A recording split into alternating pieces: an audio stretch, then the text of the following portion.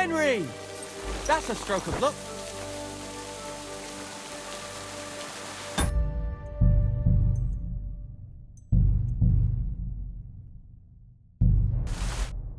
Bollock, is that you?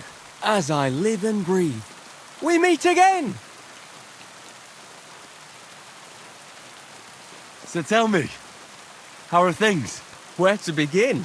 So much has happened in the meantime. Well, there was that decent miller who told me he didn't know of any map to the Grail. I concocted a potion of invisibility, but it didn't work. Just made me feel poorly. I tried to break into the monastery. What?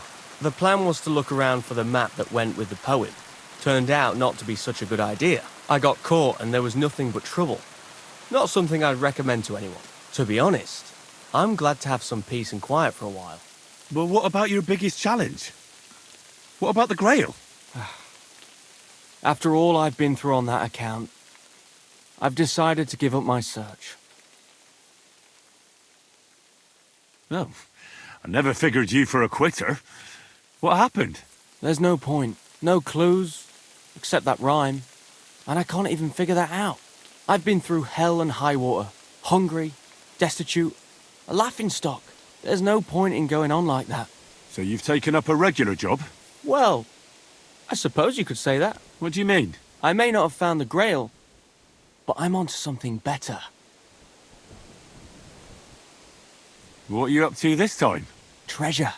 And lots of it. Money, gold, jewelry, precious stones. What treasure?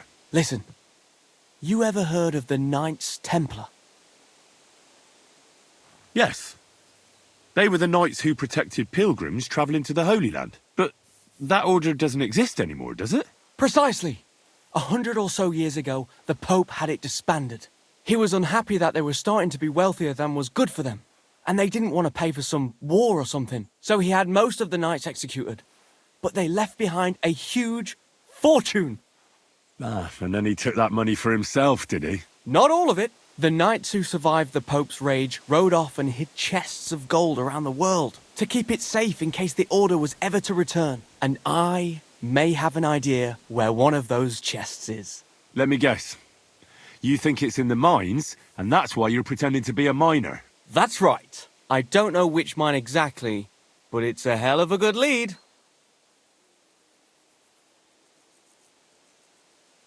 How do you know all this? You met another mad monk? No, not that. I got it straight from the horse's mouth. The other day I hammered this knight at dice in the tavern, and when he had nothing left to bet, he wagered this information. And lost! Says he's looking for the chest, too. So I just have to beat him to it.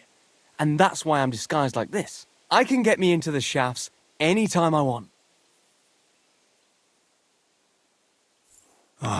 Bollock, how can you be so trusting of everyone? Some fool in an alehouse tells you something, and you throw common sense to the wind and believe him. Can't you see he might have lied to you? You mustn't think everyone's out to get you. There are good and bad people, but sometimes it pays to trust them. And other times not. I trusted you, for example. You could have been a thief or a rogue, but I trusted you and told you about the Grail. I may not have found the Grail, but I got something just as worthwhile. I made a true friend. And when the Lord is gracious enough to let me run into you again after a while, you always give me advice, or at least a kind word of encouragement, and that was worth a little trust. Stop it, or you'll make me cry. I hope to see you again soon, my friend. Till next time. Good luck. It was good to see you, my friend.